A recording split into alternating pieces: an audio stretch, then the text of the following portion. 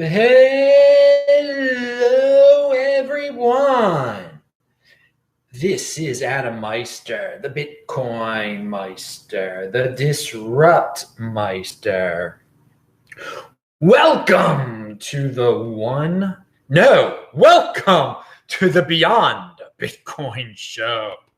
Today is March the 7th, 2020. Strong hand, come on. Conviction, golden age, relentless, strive for greatness, avoid mediocrity. Okay, dudes, hello, my elite friend. But if you've got questions, I've got answers. So type in Bitcoin Meister or do a super chat. Or you can tell me a question in advance like someone has tonight, and I will answer that question about garlic and onions coming up pretty soon. And maybe I'll talk about orange juice then also, because somebody in the chat was just talking about orange juice before I went live, and I do want to address that. So someone remind me about that when we get to garlic and onions. So in this day and age, a lot of people are panicking. And it seems like the radicals, the people who do not panic are the radicals, the healthy. It's radical to be healthy.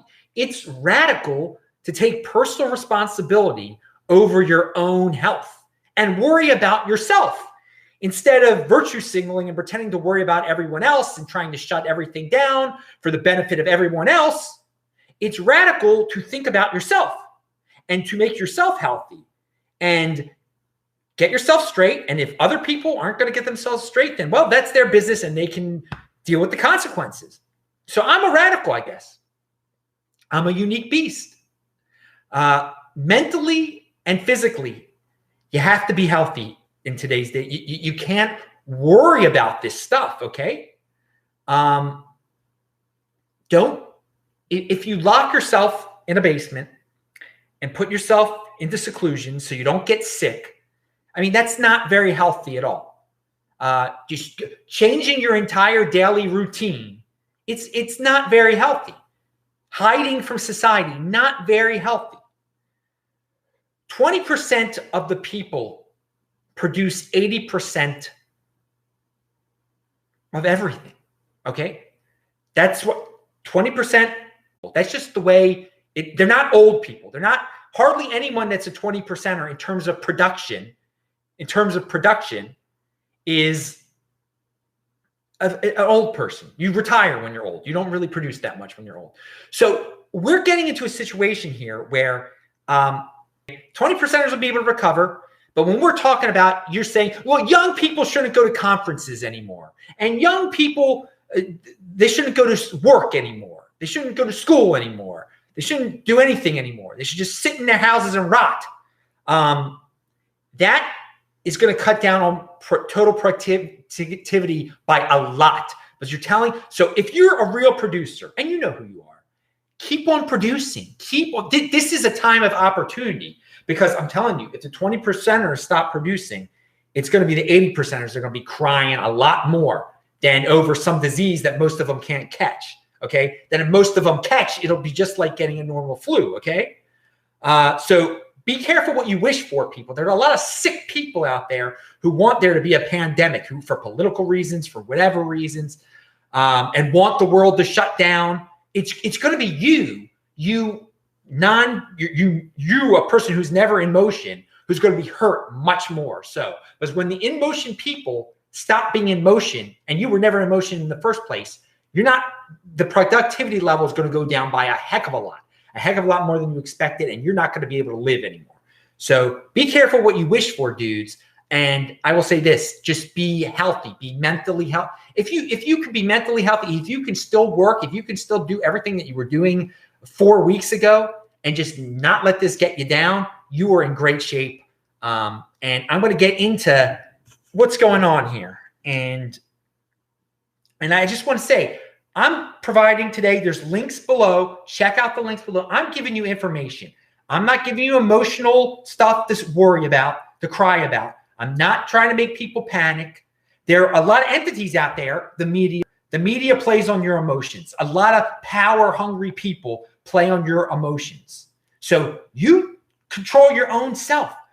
Power is something that you have, that you produce for yourself. Don't cede your ability to make decisions for yourself over to other people. But most people have done that already, and they rely on the government. And whenever there's something that's has the faint taste of a disaster, they're just like, oh, what's the government solve my? Basically, they're piling into, hey, let's shut this event down. Let's shut that event down. That's the big trend. That's the big virtue signal of the day. Okay, I'm a radical, I guess. I'm not going to join this groupthink.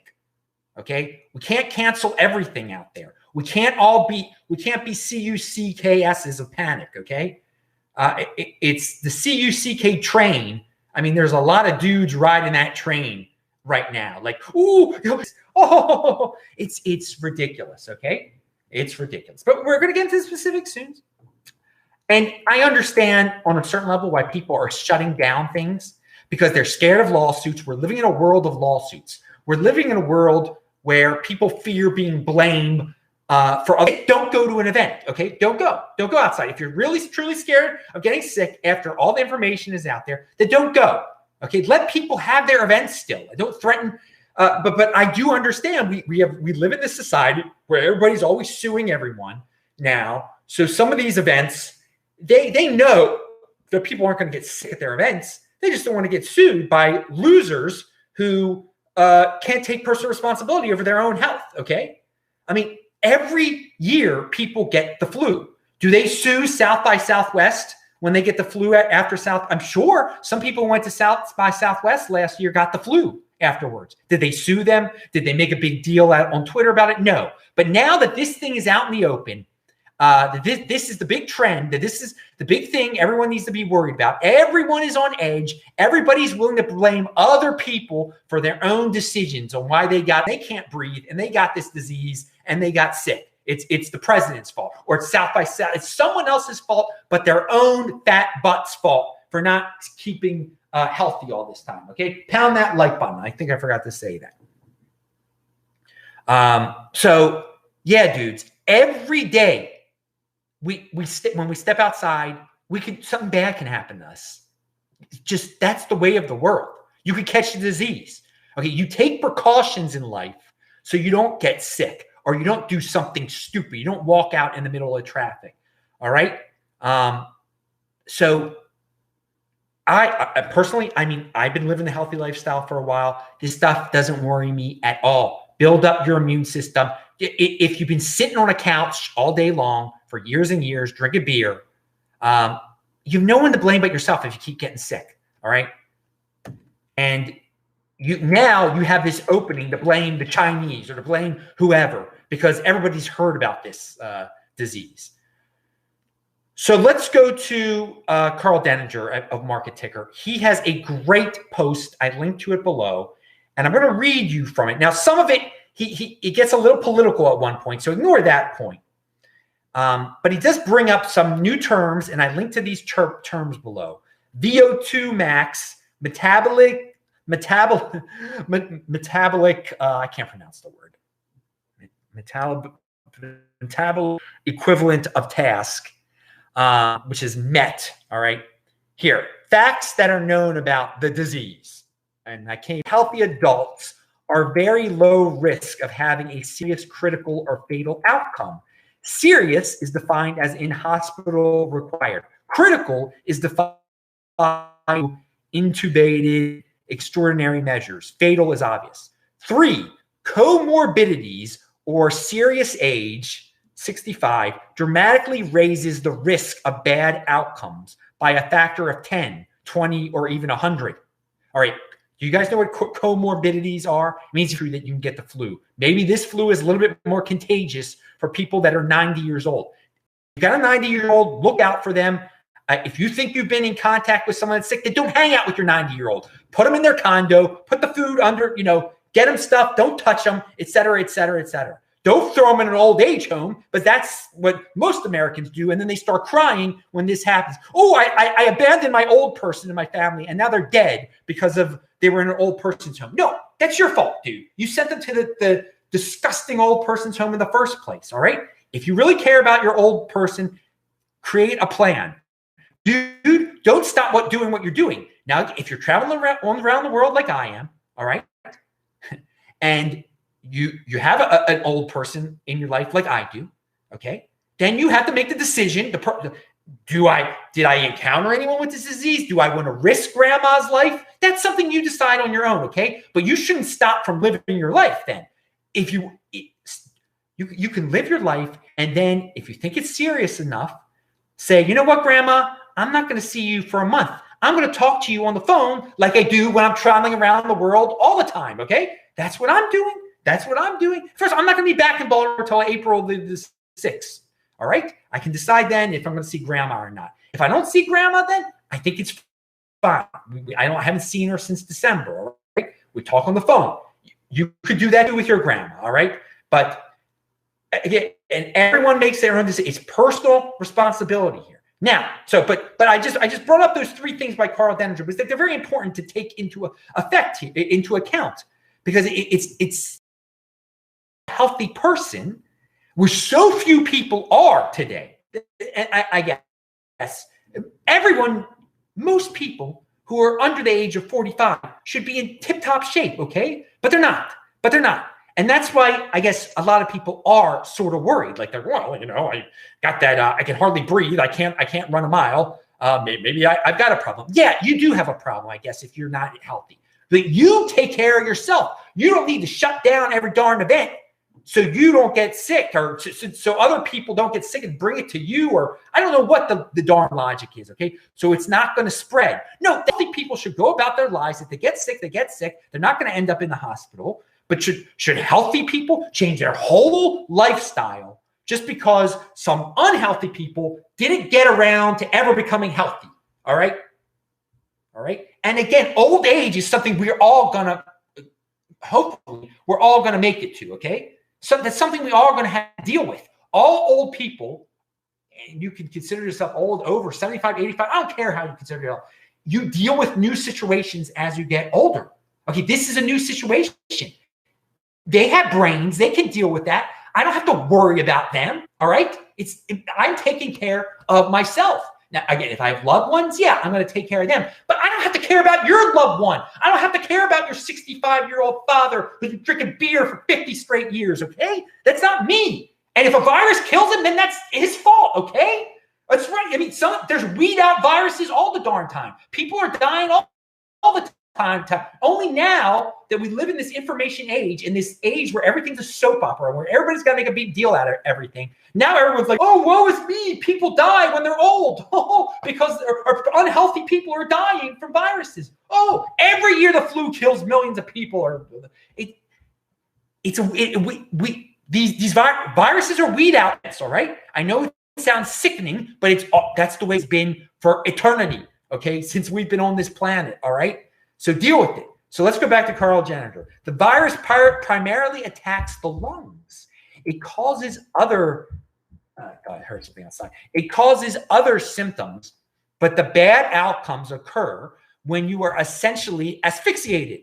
Those who have compromised pulmonary capacity, persons with COPD, diabetes with complications, old people with seriously compromised physical output capacities, asthmatics, etc., are at much higher risk. Okay, so I mean, we went, if you've been smoking your whole life away, this affects people's, that can't breathe right, all right? And if you are a runner, like I am, all right, for all those people, oh, you've been running? That's not very healthy. I mean, the people that say that are completely ridiculous. You're in good shape, all right? You're in real good shape if you can run.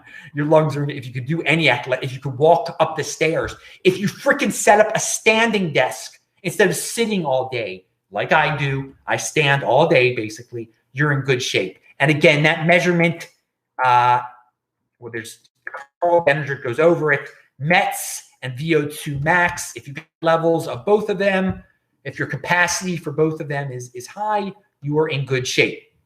And I had a little summary of that.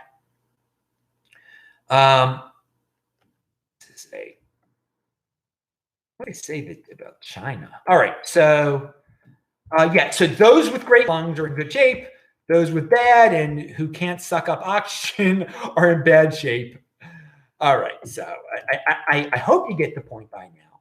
But politicians also, I think another reason politicians are making a big deal out of this is they don't want their best voters to get sick.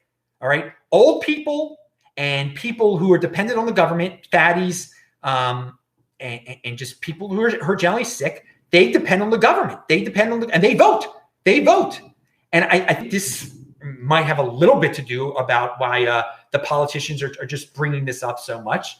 That, I mean, you should go to Lakeview Towers, and I've talked about this in past videos. Lakers is it's controlled by Baltimore and city and the federal government.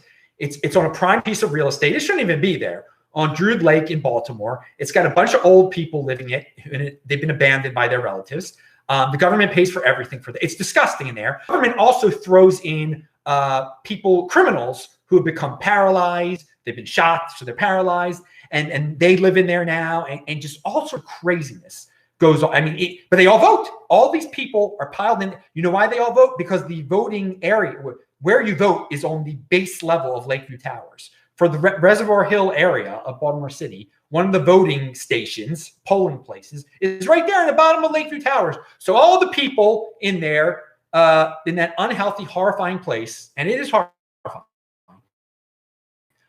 that have no personal responsibilities. Back to my point here, that so many, that the reason the politicians are going wild and are worried is because, yeah, their main constituents are going to get sick, but they never could take care of themselves in the first place. They're old now. They still can't take care of themselves. And this is hurting people that cannot take care of themselves.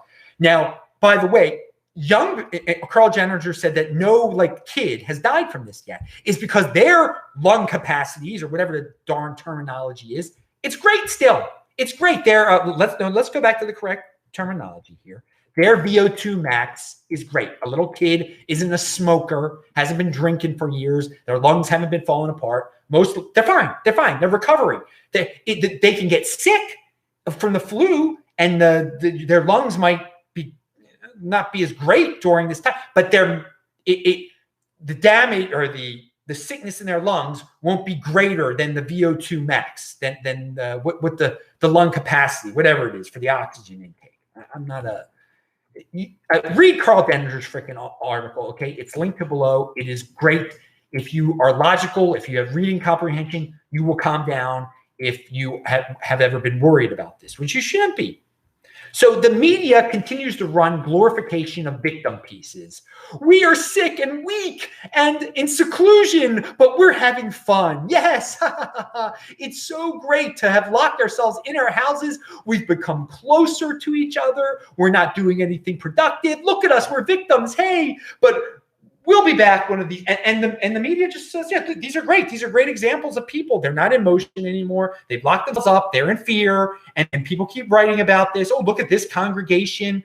Look at these people. They're locked themselves away for 14 days. Oh, it's so great what they've done for the country. Oh, for the country. They've secluded themselves. For the people. I mean, what is this? Is fascism? Is it communism? Tell me, what is it? What is everybody? Is everyone supposed to do it for the people, for the nation? I mean, come on. I will lock myself in the basement for the nation, for the people, for Bernie. No. And this is the stuff that's glorified. And be scared. And now, if you don't do this, you should be worried. You should be really worried if you don't lock yourself away. If you were at an event where there was one sick person and you're not locking yourself away, you should have guilt. You should feel bad. You're going to hurt somebody else's grandma. Someone else isn't taking care of their own grandma, or that grandma isn't taking care of herself. So you need to worry about herself and lock yourself away. Yeah. All right. So the great Elon Musk had an awesome tweet. It said the name of the virus, and I can't say the name of the virus. The name of the virus, panic, is dumb. And yes, it is dumb. The panic is dumb. The panic is wasteful. It's ludicrous. It's only going to hurt the sick people and the people who can't take care of themselves more, okay?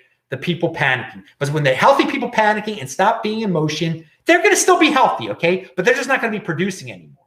And it's the unhealthy people that need the products of the healthy people. And if there's less and less production going around and the economy starts to go into recession, Who's not going to be able to get a job in that recession? The unhealthy people aren't going to get it. The healthy people will still be able to get the jobs. Okay, they'll get back in emotion again. They'll realize, no, I shouldn't have locked myself away for 2 weeks. I shouldn't have stopped traveling. I shouldn't have stopped running a business. They'll be fine. Now, and here, I have a lot written down from this. These are all my notes from the week. So some of this I might have covered already. So yeah, I said, people have said, what about the old people? What about them? I mean, they have many challenges with old age. Okay, and I mentioned this before. All right, take care of your own. It's not my responsibility to take care of old people. All right, it's not. Lock them up if you think it's as bad as some people say it is. All right, and apparently for some old people it is bad. Okay, and for people who can't breathe right, it is bad. So if you've got someone like that in the family, then research it more. But for me to stop traveling because of some old person is ridiculous. All right, I'm not changing what I'm doing. Naval, whatever his name is, was on Scott Adams. It was a pretty good interview. He just talks about how, I don't know, I don't agree with him on everything about this, but he's a smart guy, and that some positives might come out of all this, and that's the way I look at it. More people working from home, more people being more productive by working from home. I think that's a good thing to work. I've always thought working from home was a good thing. All right. So if this gets people to work from home, that's great. To work at their own pace, that's great. So that's a positive that can come out of this. So yes, South by Southwest was canceled, and I think people in Austin should be radicals, the healthy radicals there. They should just have their own event, because there's so many people that book tickets there, that already have hotel rooms there. Let them have their own. So on Friday's show, which you should all watch, it's linked to below, This Week in Bitcoin, Juan Galt, Ken Bozak, and Chris Black were on. And also you should watch, I put a show was posted earlier today of my talk in Long Beach, so watch that. But I mentioned the cancellations on Friday's show, and little did I know that during Friday's show, when I was talking about cancellations, and I brought up, but I'm still going to San Francisco for the Bitcoin 2020 event at the end of this month, Bitcoin 2020 got postponed. So I won't be going to San Francisco at the end of this month, because they postponed it until the third quarter. So at least they rescheduled it. I mean, that's a positive. But so many people were praising them. Oh, you're so wise to do that. You're so great to do. Thank you. No, I'm not praising them. I'm not getting on that train. I'm not a CUCK. I mean, and I'll say this. So they're like, well, why not just cancel if half the people are CUCKs and are scared that they're going to catch something that they can't even catch because they're healthy, or they can catch it, but anyone can catch a darn flu. Okay, they're not going to end up in the hospital. They're not going to end up sick. How many people in this space that go to these conferences are under 30? All right, a lot. Now, some are smokers, maybe. Some do smoke weed and do ridiculous things. I'd still put their chances of not getting incredibly sick pretty high, all right? But again, it's their darn fault if they've been smoking weed for the last 10 years. All of you guys have been saying, yeah, man, there's nothing wrong with smoking weed. Yeah, all right. Read Denninger's article about the smokers and the lung capacity and all that stuff and what this affects. Hey, you do what you're going to do. But because you've been smoking weed all this time and you're susceptible to this, and I can supposed to be on a Monday, got canceled. Monday, April 20th, I was supposed to fly there. So that's interesting. It might have been, it's hard to tell if they rescheduled it or not. It says canceled, but then it says it's the day before also. So all sorts of panic is going on here. Maryland declares a state of emergency. Just the saying, like the panic that terms like that even put into people's heads. And it hits emotional people more so. It seems to hit women more so because they're the mothers of the world, even though their kids are not at risk. Little kids are not going to die from this stuff because it just does. They're in better health. I mean, look at the stats that are out there. I was glad to see the Chabad in Owings Mills is still having their Seder. I'm glad to see that a lot of religious groups are still doing what they're doing. I was at synagogue today. There were a lot of old people there, or older dudes coughing and whatnot. I don't give a darn. Whatever. I mean, but they're always snotting it up during the winter. I mean, that's just the way it is. Old people snot it up during the winter at religious ceremonies. Have you ever noticed that before? Are you scared now? Are you scared? Are you scared the rabbi is going to sneeze on you? Or the priest is going to sneeze? He's been sneezing on you every darn month anyway. I mean, what's personal responsibility, dudes? Get yourself healthy. But that's the radical today. The radicals today are the people that are talking like me. There are few people that are talking like me. Most people are like, oh, government, tell me the answer. Take care of me. Give me a test kit now. I need a test kit to know if I'm sick. Oh, I need a test. You need that to know if you're sick. If you know if you're truly sick. Really, you need a test kit. You don't know your own body well enough if you're sick or not. All right. So I like LeBron James here. I don't usually agree with LeBron James on anything, but I agree with him on this quote, and it's linked to below. The NBA wants its teams to prepare to play games without fans if necessary because of the coronavirus crisis. But LeBron James already said he won't play basketball in an empty arena. We're going to play our games, but fans can't come to our games. He's not going to play anymore. That's right, LeBron James. You take a stand against this nonsense. People should be able to go ahead. The NBA shouldn't shut down fans from going into arenas. If healthy people want to see you play, let them play. And if they're not going to let anyone play and you enjoy seeing people having you play, don't play. Good. I like that. Take a standing. Someone's got to be alpha about this. I've said this many times. Someone's got to take a stand against this ridiculous emotional panic. Shut every single event down. Everything must be, no one can touch anyone. No one can see anyone anymore. No one can go outside anymore. I mean, good job, LeBron James. Good job, Elon Musk, for being alpha about this freaking thing, dude. Because the CUCKs out there who it just shows what this world has deteriorated into. Be a man, people. And women, you be a man. You be strong too, okay? Don't be a man. You know what I'm talking about here. Don't play into this atmosphere of glorifying the victim, wanting to be a victim, thinking you're about to become a victim, thinking everyone is a sick, paranoia, et cetera, et cetera, et cetera, et cetera. All right?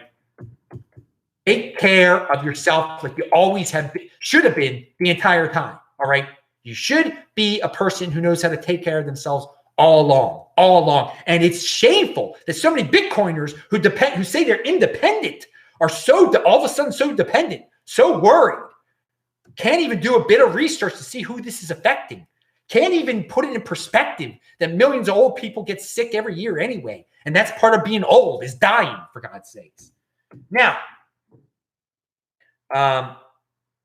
and part of being young is experiencing life and not locking yourself in and being productive and being in motion. All right. Now, former Republican Congressman Aaron Schock comes out as gay. And that was a headline, and I really didn't care. But you've got all these women on Twitter, I guess they don't like Republicans. And so they're coming out with their predictions about who's next to say they're gay. And they're like, Mike Pence, Jared Kushner. And what does this really mean? Let's study the psychology of this. You know what I think it really means? That these women are sexually attracted to Mike Pence and Jared Kushner, but they hate them because of their politics. And so they're going to say they're gay. That's their way of getting back with these men that they know they could never get. They know they're sexually attracted to someone like Kushner, who's a good-looking guy, a rich, good-looking guy with a hot wife, hotter than them. But so they're going to just say they're wishing him to be gay. Although he must be gay because I don't like his politics and I could never get him anyway. So when you see things like that, when people are accusing people who are not gay of being gay, when someone else of their political party has just come out as gay, they're sexually attracted to them, and you should confront them on this. Say, oh, so you're sexually attracted to Jared Kushner? I mean, bring that. I mean, it's a total waste of time. But I saw this jumping up on the screen today on Twitter the other day. Now, another thing that was trending on Twitter, just to show how just soap opera life is, Monica Lewinsky, after 22 years, people are talking about her in the USA, and it just shows you how many people are living in the past and they love to gossip to an extreme. But at the same time, it shows you how easy it is to ignore something like this and how to be in motion. Because you got to realize when you start seeing something like that trend on Twitter, that it's the 80%ers are just wasting their time on this. I don't even know why Monica Lewinsky was coming up from 1998 all of a sudden in the year 20. All right. But they were gossiping, yanking, whatever you want to say about her. And for me, it's very easy to ignore and then to get back to real life of making a news show every day long. And then they complain and why the government didn't take care of them. But if you can avoid all that, and I personally think it's pretty easy to avoid something like that, don't you? So that's the positive spin I take on that. Now, when I watch my videos, I noticed that all of a sudden Airbnb is starting to have advertisements during my videos. And they are such status CUCKs. It's unbelievable. Their ad, now I like the service that Airbnb provides me. It allows me to get rent studios, apartments, whatever you want to say, of individuals all over the world. It's great. It's great. All right. But they are so scared of the governments and of the negative feedback from statists that they have an advertisement saying, bragging about all of the taxes they have collected for local municipalities around the world. Oh, they have been so great. They've collected so many, they've paid so many ridiculous fees that these municipalities have heaped upon them. Now, you shouldn't be bragging about that, because that just boosts up the prices for the rest of us, okay? All the hotel taxes that you're not a hotel, but you force some of your people to pay hotel taxes in different municipalities. But hey, they've got an ad bragging about this. And apparently it works, because most people are like, think that's a good thing. Think that's a good thing that Airbnb is charging all these extra fees that they never had to in the first place, until these municipalities got angry and said, well, you're really a hotel, so you got to do what the hotels do.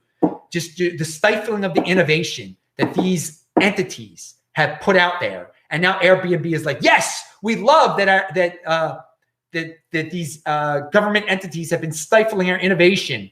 So yes, we're gonna brag about it. I can't believe I'm watching these ads. And so, of course, I click away from the advertisement as quick as possible, because I would otherwise vomit to watch the entire thing, I guess. And again, I guess if I vomited from Airbnb, that means I'd be sick, and then I'd have to cry and lock myself in my room for 2 weeks or something, right? All right. So anyway, here's the question from the audience. Oh, let me make sure that there weren't any other questions from the audience. All right. This one's about garlic and onions. Bitcoin Meister, at some point, please share your favorite ways to eat onions and garlic. Personally, I've been disappointed to find many recipes are excessively rich in cream, oil, bread, butter, etc. Thanks. All right, dude. Yeah. Don't. If you're going to eat onions, no bread. Don't worry about no. And so this is what you should do. What I love to do with onions, I open up a nice avocado and I cut an onion and I use the onion to scoop out the avocado. Ooh, it adds. And eventually you get used to the onions. I eat onions every day. And I have garlic mostly every day when I have garlic around.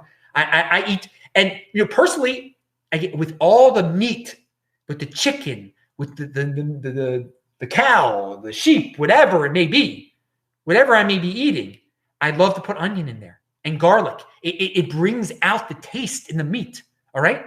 You use the garlic as a utensil to scoop out the beautiful fat that the meat leaves behind sometimes. Or scooping out the avocado with the onion. I love it. And, I'll scoop out the avocado with the spoon and put a little garlic in it. It blends in. You get used to it. The yellow onions can be very strong sometimes. They can be very strong. But man, they're good. They're really good. And you get used to it. You get used to it after a while, definitely. Now, with the salmon, I don't put the onion with the salmon, because I love the taste of salmon. I enjoy more. I just feel like the onion can bring out, if you're eating a chicken breast, and chicken breast is not my favorite part of the chicken, but let's say I have a whole chicken. I can eat a whole chicken in one sitting, okay? If I got a whole chicken, a little chicken, then you're going to have the breast. And I find the breast to be very dry. So I put that onion on that chicken breast. Oh, it's good. It's not as dry. It's not dry anymore. It brings out the flavor. And again, with my chicken, I never fry a chicken or put oils on a chicken and all this ridiculous stuff you put on a chicken that's unhealthy that people have to do to their chicken. You mentioned oil. Yeah, so you just put your onion on the chicken. Just the onion and the chicken. It's great. It's beautiful. It's wonderful. Oh, maybe your chicken has some skin on it. You take that skin off and you wrap it around the onion. You wrap it around the garlic. Oh, it's good. So I'm basically saying that when you're eating your animals, you put the garlic and the onion in there. But the real innovative thing or different thing is scooping out the avocado with the onion. I love to do that. I also like when I have an apple to scoop out the avocado with the apple. I think that's a good combination also. So, all right. So I hope that answered your question. But it adds flavor to a dry meat. How about that? I could have just said that. Oh, God. Yes, I prefer fish to all the other animals. I think you guys have gotten that over the years, definitely. If you give me salmon, chicken, turkey, and all the others, I will always pick the salmon. Always. I got. Should I show you? No, I'm not going to show you that. I don't want to mess up my leftovers that I'm going to eat tomorrow. But I've been having salmon head lately. I love to eat salmon head. I think I've mentioned that before. The salmon head and its collar are the best. All right, and orange juice. Someone at the very beginning of the show says they drink orange juice. And then I said, eating an orange is so much better. When you're just drinking the orange juice, you're not drinking the pulp. You're just getting this straight up sugar hit, this straight up fructose freaking hit, dude. And that isn't good. That isn't good at all, all right? And an orange juice is like the juice of like 10 different oranges, all right? When you're having one, and that's not very filling, is it? So you're getting the sugar from like 10 oranges at once. But one orange with when you're eating its guts and everything, its fiber, that's good. So like that hits you real nice. Fills you up. One orange is more satisfying in terms of filling you up than one glass of orange juice. And one glass of orange juice might have a lot more sugar in it than 5, 6, 7 oranges, 10 oranges. I don't know. So yeah, orange juice is better than soda. I mean, if it's freshly squeezed, orange juice is better than soda. Obviously, orange juice that's made at the Giant. The Giant is a supermarket in the Baltimore area. That's just the first thing that comes to mind. Albertsons. How about that? Albertsons, it's in California. The orange juice that comes from Albertsons, that comes from China or whatever, that probably is as bad as soda. I don't know. I don't know what they put into that stuff. That's like added sugar and who knows. So, but go to the real thing, dude. I don't drink any juice. I bet, just in case you haven't heard me say this before, the only thing I drink is water. Oh, you must drink coffee. No, the only thing I drink is water. Wait, you don't have apple juice? No. The only thing I've had to drink since 2014 is water. Oh, wait, that's 6 years. Yes, water. 6 years straight. Try it. All right. You won't. If you do that, you probably won't be one of those people panicking. Yeah, because again, that sounds like a radical thing to do. You want to fit in. You want to drink this. You want to drink that. Well, there's prices to pay for fitting in. All right. And you want to fit in. You want to panic. You want to jump on these Twitter trains where you're like, yes, you're such a man that you canceled and we're scared. I mean, that's the backward world we're living in today. All these people on Twitter are like, you're the real man. You were scared and canceled your event.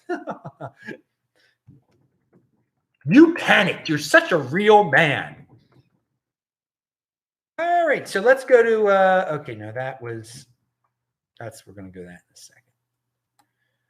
All right. So here's a story from MarylandReporter.com. Senator Ron Young calls for mandatory exercise for elementary students. Okay. All right, dudes. You got kids. They should already be running around at home. They shouldn't be fat and sitting, drinking sugary drinks, watching TV all day long, scared of going outside. But so we're so fat now that we need the government to tell us that schools need to implement mandatory times for kids to run around. Now, I think schools should have PE, okay? Of course, kids should but that parents need to give permission to allow their kids to run around. I mean, this is crazy. Kids should be running around all the time when they're not in school. They shouldn't be relying on school to become skinny, to become healthy. And that's what I see the direction people are going in right now. Like, yeah, let the school take care of my kid's health. Oh, dude, you're really cruising for a bruising if you got that mentality. The kids, I'll let them be fatties at home all day, and then the school will make them skinny. So schools, yeah, mandatory. Let's make a law that it's mandatory that they run around now because the school's got to take care. You think they're going to do a good job of exercising your kid? I mean, probably not. They don't do a good job of educating your kid. All right, personal responsibility with your kids. If you have kids, you gotta take care of them, dude. You can't let them sit and rot away and become morbidly obese people by the time they're 13 years old. All right. And that's what's going on, because half of you are morbidly obese anyway that are letting their kids become morbidly obese, and you're taking it out. You don't want to see them do well, so you let them follow your horrible pattern. That's sickening. That's sickening. But there are a lot of people who do that to their kids. But hey, if you choose to let your kid become fat along with yourself, I'm not here to bail you out, dude. I'm not here when you get sick to come cry to and say that I should change my life because you can't keep yourself thin. You can't keep yourself healthy. You can't take care of your own kid. You shouldn't be relying on personal responsibilities, new counterculture. But unfortunately, it is the mainstream culture to be this victim and then to depend on the government to tell you when your kid can run around and when it's, oh God. All right. Now I mentioned that. So I think you've all heard by now that there was a Twitter woman, and Brian Williams talked about this, blindly repeated it on his show. I don't know who he works for, CNBC or something. That some lady on Twitter said that Mike Bloomberg, the amount of money he spent on his campaign, he could have given $1 million to every American. And that's completely and utterly false. It would have taken like $330 trillion or something to give $1 trillion, to give $1 million to every American. It was ridiculous. No math was done, but it just shows you the socialist mentality. They think these billionaires have so much money that they could take care of the whole United States, the billionaires could give away all their money and then everyone would be a millionaire. And that's not the case. That's not the case. Mike Bloomberg, no, he couldn't have spent all that money and everyone become a millionaire. That's not the way it works. He didn't spend trillions of dollars, people. But they have no concept of this. It's only emotion. They don't sit down to do the mathematics. And it's the same thing with this virus thing. It really is. It's just emotions and hatred and jealousy and not taking care of oneself. But so it's fascinating. It's fascinating with the and that Brian Williams even repeated that he even made it through the editorial to get to him. Such a silly tweet. And then the woman who put out the tweet originally doubled down on it. Math, dude, math. But and that's the thing. If you're in the Bitcoin overlay and you actually understand math, look how far ahead you are of people like that, of the jealous people who don't know the difference between $1 billion, $1 trillion, and $1 million. Okay, you get it in the Bitcoin overlay, savings and long-term planning. All right. Henry Abramson is a dude. I love his videos on Jewish history. There's a lot of people who like to talk about the Talmud. The Talmud is a Jewish legal book, okay? And Henry Abramson and most of the people on the internet who talk about the Talmud have no idea what it is at all. It's just a way for them to hate Jewish people and to make up lies about Jewish people. And this has been a tradition since the non-Jews discovered the Talmud, to just attack Jews because of the Talmud. But for those of you who actually want to learn what the Talmud is, you can watch this video. It is linked below. It's a very good one. And origins of the Talmud, from Bar Kokhba to the advent of Islam. All right, so that's the time period that it covers. It's very interesting. Another Jewish video that I found this week and a lot of people are, they like, what do the Jews think about the afterlife? And then some people are very curious about the afterlife and religions. So this Rabbi Friedman, who is a Chabad rabbi, this is an old video, but I just found it. And it says, the soul and the afterlife. Where do we go from here? And it's a good take. And I'm not saying you have to believe. I'm definitely not saying you have to believe this stuff. But some people are curious. Some people they're very curious. They worry about what happens when you die, et cetera, et cetera, et cetera. And so here's one guy saying he gives a pretty good take on the Jewish take on and then it gets deep at the end, but it's entertaining, it's educational type of stuff. So there's your little bit of a Jewish education for those of you interested in that type of thing. Pound that like button. All right, what do we have? So let's talk about South Africa. AC in South Africa sent me this story. South African farmers blocked from helping to solve load shedding. Many South African farmers want to generate enough green electricity to cover their own use and sell the rest to Eskom and municipalities, but they are blocked from doing it. All right, so there are some complications in this story. These farmers have some solar panels, and they're able to generate electricity because electricity in South Africa has become sort of unreliable, but they're not able to sell it to other people because of the government regulations. And maybe it is hard to get the power off of their farms to get it to other people or to get it to Eskom. I don't know all the technicalities, but this is a time to innovate. Instead of government saying, no, you can't do this, especially a government like South Africa, which is not run very well right now, and there's been power shortages, which is ridiculous. That never happened before. So if some people are generating power other than the state power company, you should figure out a way to innovate and make it easier.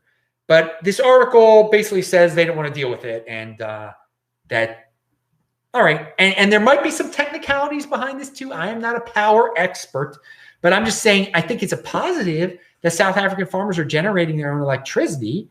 And it would be great in a time of shortages of electricity if they were allowed to somehow, if there was a way to get their electricity to other people. All right.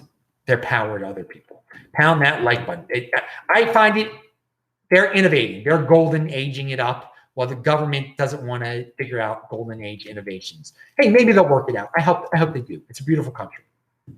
But the government is not beautiful, though, obviously. And so here, this is a good tweet. I was thinking the same thing I'm about to read you.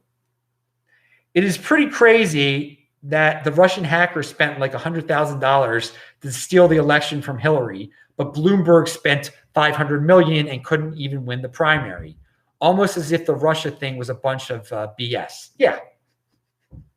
But hey, people love to be distracted by BS stories like that and to worry. Russia is destroying our electoral integrity.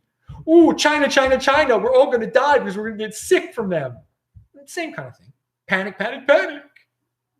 Got to go with the mainstream narrative and waste all my time worrying about mainstream narratives. And then 4 years later, when it shows how ridiculous it was, we just forget. And again, in 4 years, people are going to look back at this flu and be like, yeah, it was ridiculous, but we just forgot. And now we're worrying about the next thing that's completely ridiculous.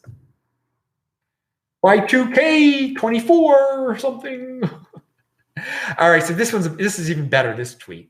If only Bloomberg had hired Russians to buy $100,000 in barely literate Facebook ads instead of spending $700 million, he'd be president now. That's what the media have told us for 3+ years. So yeah, guys, keep on trusting the media and the government. All right, so a Johns Hopkins senior scholar, Dr. Amesh Ajala, at the beginning of the week, I watched his video on the flu that's going around that we've been talking about all show. He pretty much says, deal with it and don't panic. And it's a good video. It gives some information about it. You can play it at 2x. It's linked to below if you want to educate yourself on this and not be in panic mode, actually. And I said this before, but it does appear that most people are unhealthy.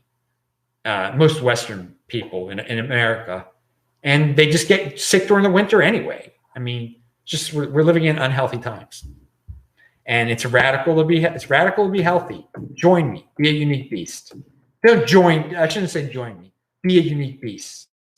Be for yourself. All right. The great human, a man that has went his own way, has one of the best anti-scapegoat, anti-conspiracy theory men videos of all time. Okay. And I even left a comment that says, this may be the best man video of all time. I'm not going to say the word I used. Personal responsibility is completely abandoned by some guys in this space. They care content with they like something. I can't read what I wrote here. I butchered what I wrote. What's this say? They care content with blaming others. I don't know what I meant there.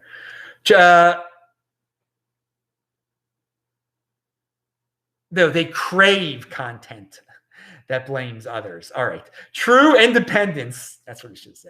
They crave content that blames others. True independence is about understanding that you control your own destiny. Many use that man going their own way as a crutch or a place to hide and figure out who is the latest scapegoat to blame for their problems. And yeah, conspiracy theories are wrongful pattern recognition. It only confirms your biases. I mean, and that's a great way of looking at conspiracy theories, is that you see a pattern, but you're recognizing the wrong pattern, and it only confirms your biases and your scapegoating. So yeah, there are a lot of guys who say they went their own way, but they've done this. They've gone into that space just so they have a crutch or a place to hide. And so they'd say, well, now I'm part of this group, and we're going to blame other groups for why I'm hiding in this group. And yeah, if you truly went your own way, you don't need to scapegoat anyone. You don't need to blame anyone for your problems. You take care of your own problems, all right? And yes, a theme of all my videos, whether it be Saturday videos or my weekly videos, is stop scapegoating people. It's such an easy way out. It's them over there that caused me. It's China that caused my problem. It's this that caused my problem. It's Israel that caused my problem. No, dude, it's you that caused your problem. Fix your own freaking problem. Pound that like button. Be in motion. All right, now I'm not going to talk about that. I don't want to talk about voting stuff. I'm skipping ahead. It's nonsense. Why did I even want to talk about that? All right, DNA stuff. All right, so there are some guys out there who say, you know, I got to get married because I got to continue the family line. I got to continue my DNA, my genetics. I got to pass it on. And one thing I heard the other day, and maybe this will change some guys' minds. Those ones are like that just only want to get married to have a kid. And I linked to it below, but genetically, your grandson is just as related to you as your nephew is. So if you already have a sibling that has a kid and you want to continue your own line, well, sure, you're never going to have someone as related to you as a son, but you already have someone as related to you as your potential grandson. That's your nephew. So that might put it into perspective a little bit if you have siblings, all right? And I never thought of it like that before. That like, if you already got a nephew, you basically already have a grandson. In terms of genetics. And again, I understand the missing link won't be there. The son won't be there. But hey, I'm throwing it out there. I don't think anyone, that's not a good reason to if you're getting into a bad, just to pick any woman. Well, I'm just going to settle for any woman now, and my whole life might be ruined, but at least I'm going to get a kid out of this. Dude, you might be you might get a kid, for 6 months, then she divorces you, then you don't have the kid anymore, but you're paying for it. And you're not really worried about genetics anymore, are you? Anyway. And yes, I still, even with all that in mind, I would like to have a son one day. I have said this many, many times, but I do not want to get married. So I'm going to have to pay some woman in the future or something, or some, again, I believe in technology and innovation in all aspects of life. So you never know what will come up. And again, another thing that we were just talking about Judaism also. I only want a Jewish son, so it would have to be from the womb of the egg in the womb of a Jewish woman. That's the only way you can get a Jewish son.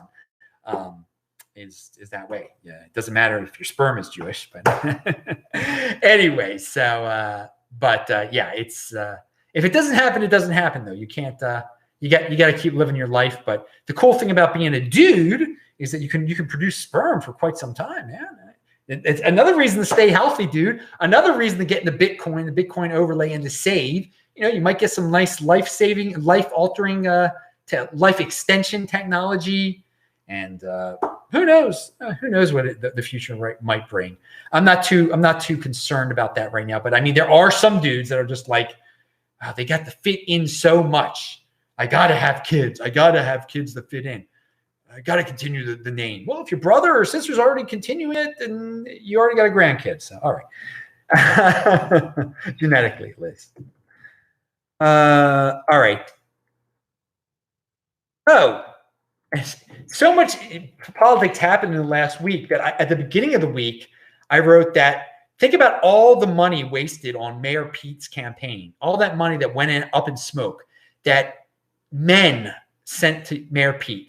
Men with so much disposable income, they sent their money to Mayor Pete, and it just went up in smoke like that. He endorsed Biden, and that's it. He blew all your money. All you men who have all that disposable income for various reasons, because you don't have kids, you don't have a wife, but you thought it was cool to send it to Mayor Pete.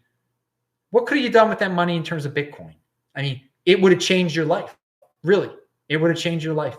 It will change your life. So learn from your lesson. Don't regret sending Mayor Pete all that money, but send that get that $2,300 that you maybe would have sent them another time, and spend it on Bitcoin, because it's much more productive to give to yourself with Bitcoin than to any of these sociopathic politicians, whatever minority they claim to embrace and you think you're part of with them. Don't get caught up in that identity politics. I think there were a lot of guys that got caught up in Mayor Pete's identity politics. And now I think maybe some of them will wake up and be like, what happened to my $2,300? He just gives up like that? What happened? I should have spent it on myself, on Bitcoin. All right. And finally, we are talking about let me just see one thing here. All right. Keep pounding the like button, people.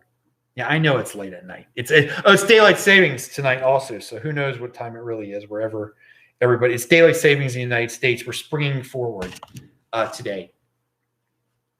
But okay, final tweet I'm talking about. Oh, man, this has been an hour. Jeez. And I'm losing an hour of sleep tonight. I'll take a little nap tomorrow. All right, what is this? This is how people should run a business during normal times, okay? This is from Balaji. He's being a CUCK here, sort of. And I'm saying that all of his suggestions, I'm great that it's great people are experimenting with them now, but all efficient businesses should do this stuff. So he says, amazing leadership by Jack. Square has gone to strongly encouraged work from home. And again, you should have been doing that from the beginning. Halted non-essential business travel. Why do companies think it's cool to have non-essential business travel? I never understood. Hey, I'm working for a corporation now, so I get to just travel wherever I want to, even when it's not that. We should be doing. We've got Skype for years now, and the other ones, Zoom and everything. Why are people still traveling? I don't even get it. And this goes doubly for governments too. The government is we are unfortunately funding that completely unnecessary business. And then he praises him for suspending guests from visiting the office. Well, you know what? Efficient businesses do that anyway, because a lot of times guests are just there to yenta and take up time and just It's just a waste. All right. And it says all interviews over video conference. Yeah. Yeah. Why not? Why not do all interviews? People should be doing all interviews over video conference now. I mean, that way you can get the best and brightest from all over the world and then hire them. And then they never have to come into your office anyway, because you've already got the working from home deal going. You don't need a centralized location to run a business anymore, to run lots of business. Some probably, but many no in this golden age. And then he says, we really should do mandatory work from home, but this is a good step. Well, wait a second. What are you saying, that the government should require everyone to work from home? No, that is ridiculous. We don't need force. This should be a voluntary type of thing. You are more efficient when you let people work from home. I believe so. I think there are ways of making it more efficient, but it shouldn't be forced during times of panic. Okay, that no, everyone must work from home now. Come on. Not during such a period as this. It's winter. People get sick. Everyone's got to work from home or you're going to get arrested. No, don't like that one. All right. So yes, government should enforce. That's it, dudes. I've given you an hour of my time. I hope you've enjoyed this lovely evening together. I'm Adam Meister, the Bitcoin Meister, Disrupt Meister. Remember to subscribe to this channel. Bang the bell button, pound the like button, like this video, share this video. Remember, this is Conviction. You're getting a new show every day. You're getting Beyond Bitcoin every Saturday. I don't care if it's daylight savings. I got the conviction. Have that conviction with your lives too. Keep on staying in motion. Don't panic. Don't get into these doom holes. Don't be a scapegoater. See you tomorrow. Bye-bye.